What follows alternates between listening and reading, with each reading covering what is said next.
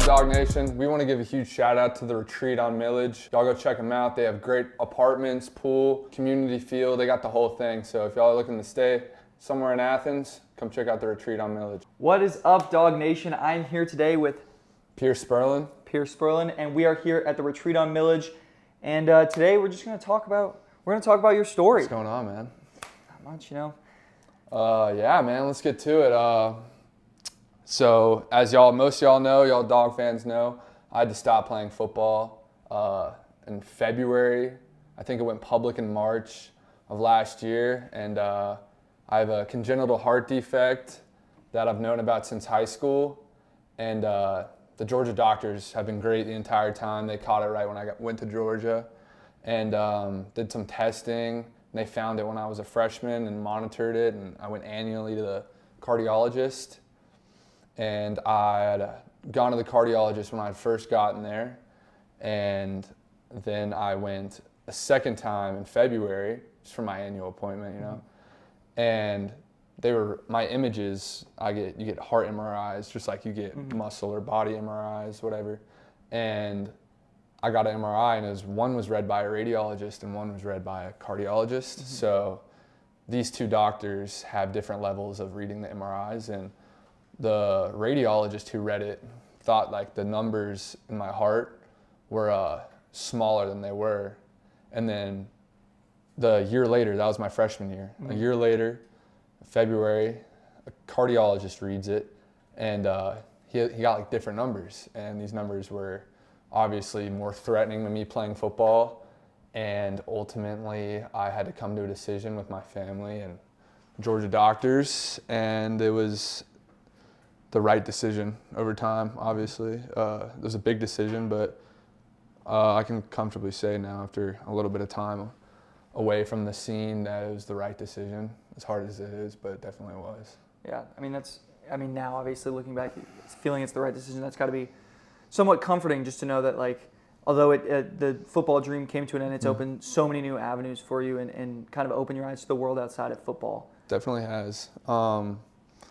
You're so tunnel vision into playing sports. I mean, at all levels, college, high school, middle school, whenever you're playing a sport, it's just like all you think about. But to be in a place like the University of Georgia, especially, just helps the networking and like people reaching out to me all the time, making sure that I'm okay, or like I have what I need. And there's just a lot of people to be grateful for and to have around me, and yeah. So going back a little bit, you found out in high school. I knew about it in high school, my sophomore year. Yeah, I had COVID. Oh, really? Yeah. And that's how you found out, through COVID? So I had COVID, and then I just went to like go work out, and I was back squatting, and my heart was like palpitating super fast. I'm like, this is not normal. And I go to the cardiologist, and he was like, oh, you were born with this. It's just like probably COVID has you a little shaken up, and it's crazy. I've never like talked about this publicly, but that cardiologist that I saw, like when I was a sophomore in high school, he told me that he like did not know if a school was gonna let me play. Really? Yeah, and he like didn't know, and so he was like, it's up to the school. It's what they think. And grateful enough, I was able to play my freshman year and like continuously through high school, and that's just, you just got to be grateful though for the time that you have. And when you found out in high school, as a sophomore in high school, as a 16, 17-year-old, like, Yeah. What was your reaction to something like that? Something so like mentally jarring for such a young person? I think I had a game the next week. I was just worried about the game. Yeah. But, Just focus on what's next. I don't know. It was really scary. Just because I had never known about it, and like nothing had ever really been wrong. Like I never had gone through injuries or anything. But it got way less scary once I was informed more on the topic. Once I learned, like we did our research, my family and stuff, and like it's the most common congenital heart defect in the world. It's like 2% of the population has it. So one time my dad was telling me he's playing golf with like 12 guys, and he texted me and he told them about it, and 3 of them out of the 12 people had the same heart defect. Really? So it's very common. Specifically with playing football, what is the concern? The concern is is the strain, like the heavy weightlifting and like the strain when you're blocking. Yeah.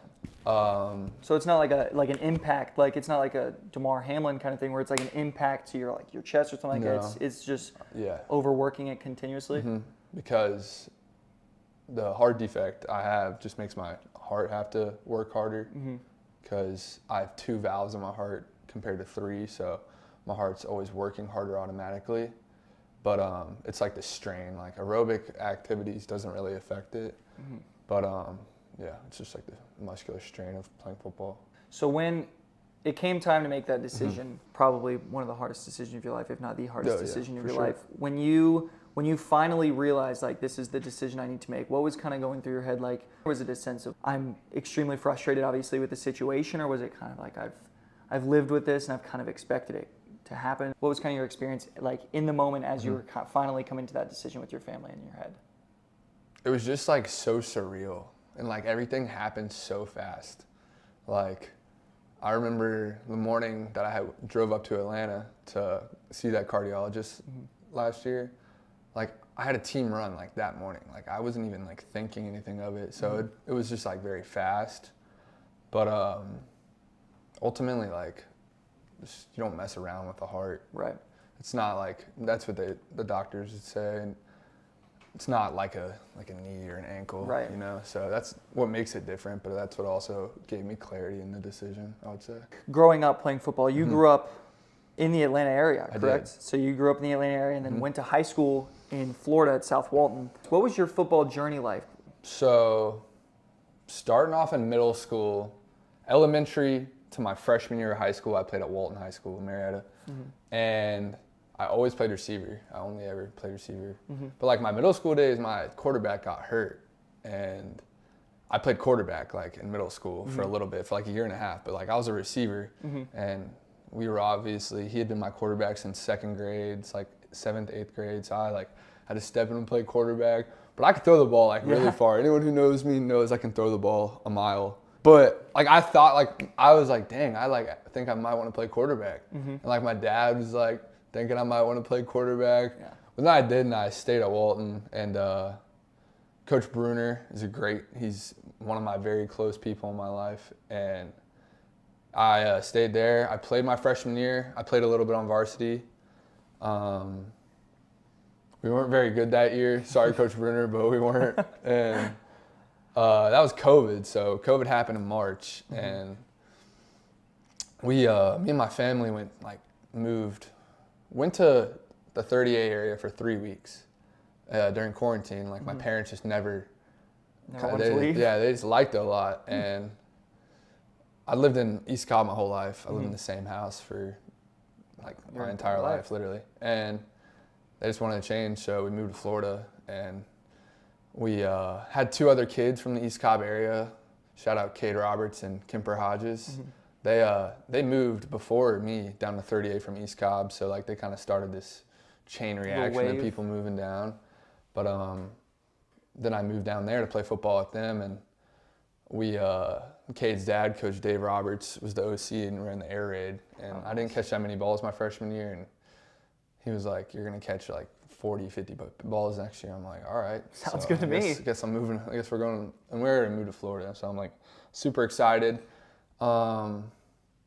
Sophomore season was not like a great year. We were still all new to the scene in South Florida. And I think I got hurt towards the end of the year, but Cade Roberts was balling that year. He's the kid who moved down is like the all-time Florida State reception leader too. Really? Yeah. So, but we threw the ball every single play. Yeah. But junior year was like the best year of high school football for me for sure. We went 11-0, third round of the playoffs. Then we lost like 46-7. I think I scored the only touchdown on like the last play of the game. Dang. But yeah, it was a great experience. Playing football like that close to the beach was something I'll never forget. So you said you played quarterback in 7th and 8th grade. Were you always one of the biggest kids on the field? Like obviously being 6'6", 6'7" now, Yeah, I was definitely one of the tallest, but I don't know. If you're from East Cobb, you know there's like a lot of really good athletes like North Cobb, Kell, Alatoona, Laster. So there was like always really good players around, but I was like pretty much the tallest, I think I would want to say. Growing up in Atlanta, being a Georgia fan growing up, did you have your heart set on Georgia for your entire high school like career, or were you really mulling other places, or just kind of keeping your eyes open? What was that experience like for you? Yeah, I was pretty much always locked in on Georgia, but like Florida State recruited me, but that was like way back when I was like 16 and like they were not very good, and I just didn't pick them over Georgia, obviously. But yeah, I had like LSU and Miami. They would come to school, but I never really took any visits.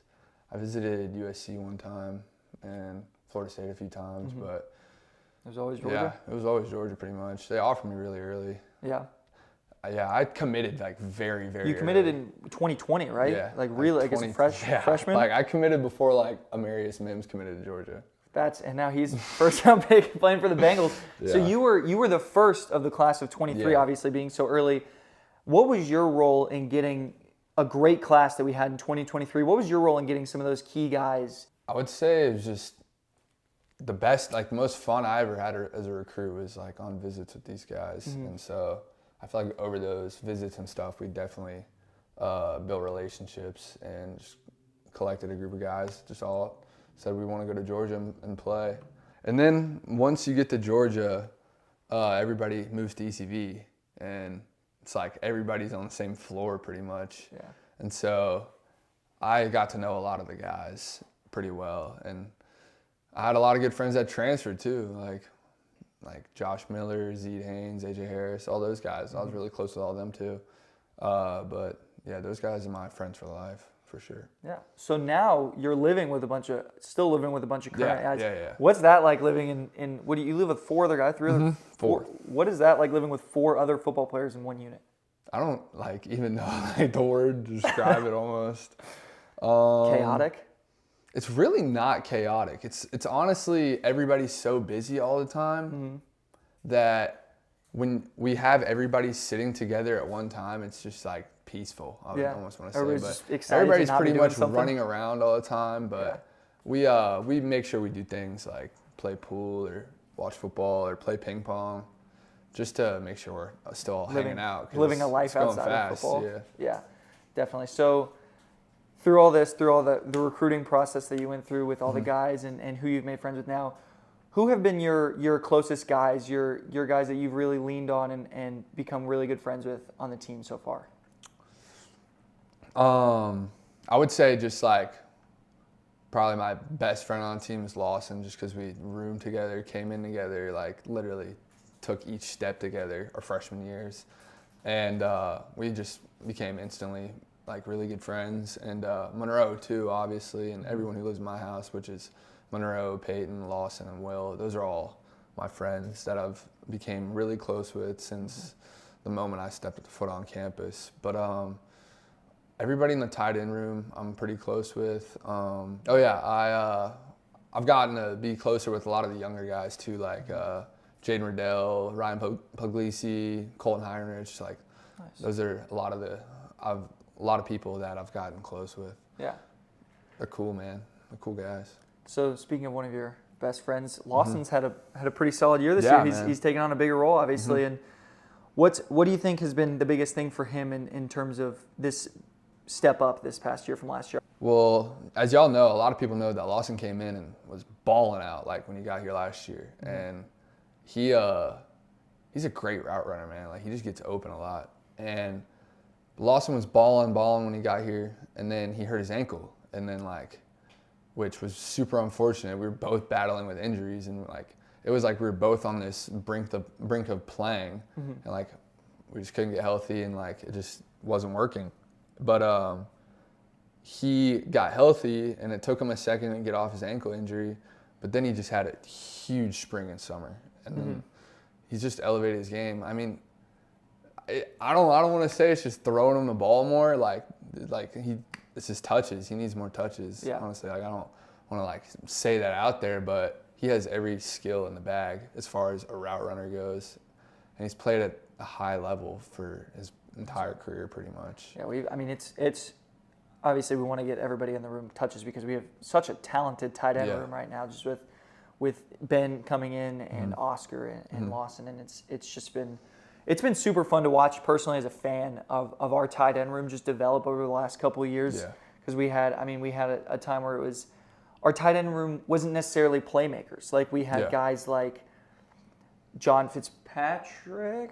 John Fitzpatrick and like Charlie Warner come in, and they were obviously super pivotal, but they weren't like playmakers. They were more blocking on the end, and really pivotal parts in the running game were where they made strides. And then all of a sudden Brock came in, and then we had a couple guys come in that became vertical threats. That has been super fun and opened up our offense a ton. That's been really sweet to watch. I think it goes both ways because you watch Charlie Warner and you watch John Fitzpatrick and watch their tape. They have some of the most elite tight end tape. Like Coach Hartley he loves those guys. He loves everybody he coaches, and he's coached a lot of great tight ends, but especially those two guys is like a lot of the practice technique that we go over and watch. And Charlie's killing it right now at the Falcons. He's balling out, and John's doing the same. But Brock, Brock is Brock. Yeah, and it was awesome to learn. He just got that motor that separates him. That's exactly where I was going next. What do you think is the biggest thing you took away from being in the locker room in the same position group as Brock? Brock's just one of those guys. He's always doing the right thing, and he would just go out there and just do it. Like be him. Yeah, he would just go do it. But he's a great guy. He's just always nice to everybody. Great leader. Nothing surprising with what we've seen so far from Brock in the NFL, but like, what's it been like to watch somebody that you were so close to come straight into the league and be immediately one of the best tight ends in the league, one of the best rookies in the league, and making an impact on his team every single Sunday? I still think they need to throw him the ball more. Get all your guys more touches. That's what we're looking for. I just think they need to throw him the ball more. But no, he's doing everything that he did when he was here every day of practice. Yeah. And that was like the coolest part about seeing everything is watching everybody practice every day at such a high level. You see a lot of plays that people don't. So it's just become routine. So kind of transitioning to more current news. So obviously Georgia having a successful season by many measures, but not by the University of Georgia's obviously. 7-2. Coming off of a loss against Ole Miss, great team, obviously, great environment. What do you think the biggest difference was this past week in this game that caused us to fall? I would say Kirby always emphasizes the line of scrimmage, and the more I've learned about football and watched football, the line of scrimmage matters in every single game and almost determines the winner of every game. And I feel like we just had a rough day up front.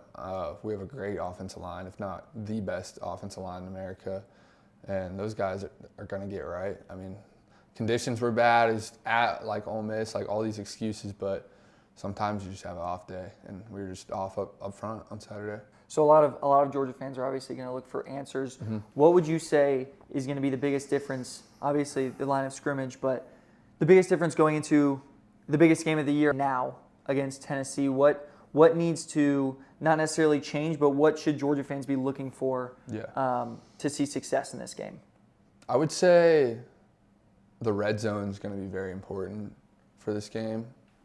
I think if we find a way, I think Nate Frazier's great in the red zone, but I think if we find a way to space it out and throw the ball in the red zone and then run up the middle,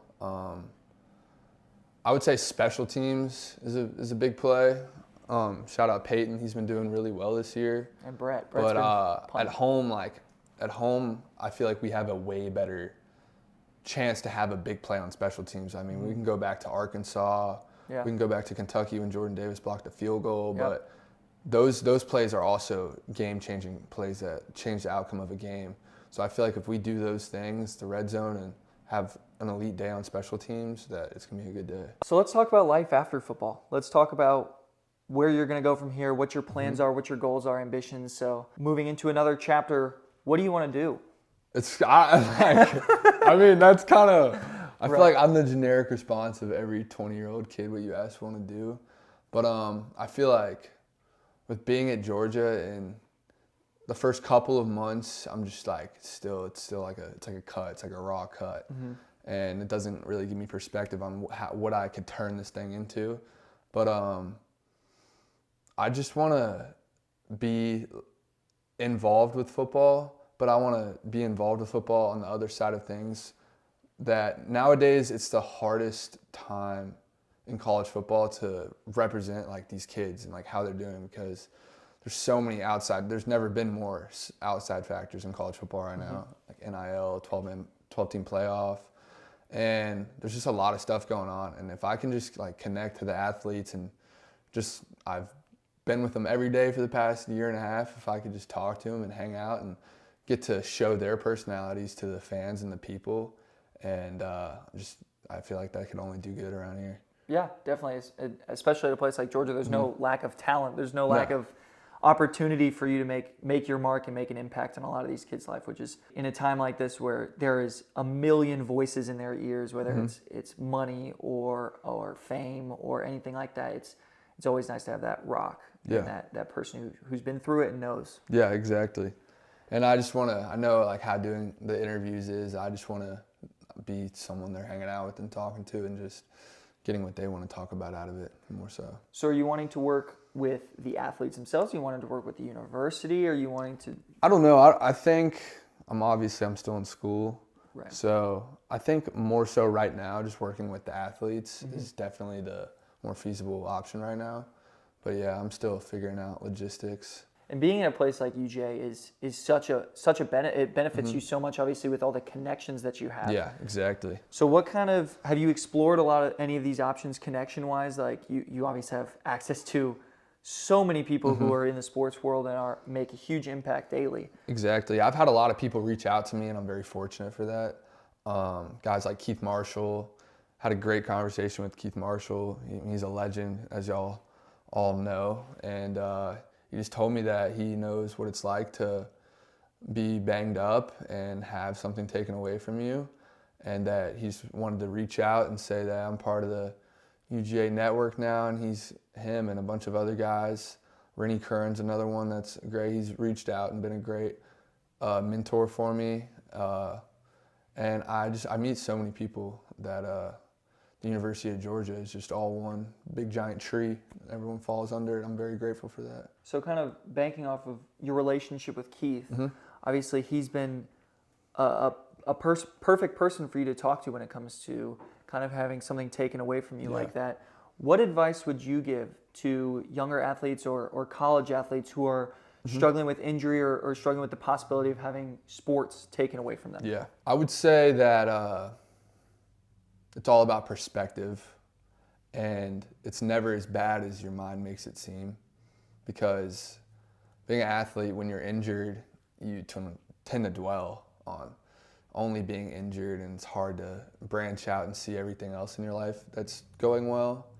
And I feel like the moment I stopped like feeling sorry for myself and like only focusing on the negative, like with everything that happened, is the moment that I kind of was able to get back in the swing of things.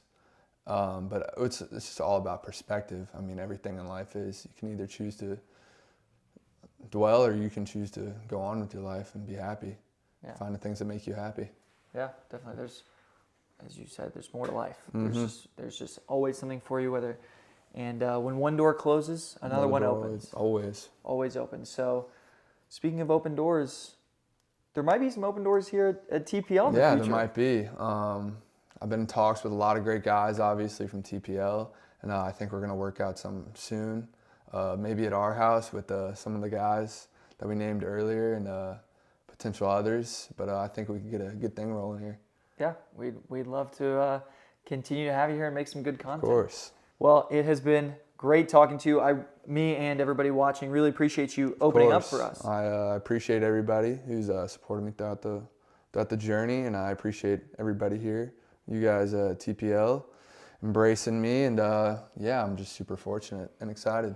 We can get you going. We can get you some of your own stuff, and Let's do it. You can speak freely as much as you want. Let's you do can it. go make your own content. And we can have a good time with that. But we appreciate everyone. It's been really fun. Yeah. And hopefully we can do it again soon. We want to give a huge shout out to the Retreat on Milledge for hosting us today. They have some great units, some great amenities for everybody here in Athens. If you're looking for a place to stay, come check them out and tell them we sent you. I'm Jack Wright. I'm Pearce Spurlin. Go Dogs. Go Dogs.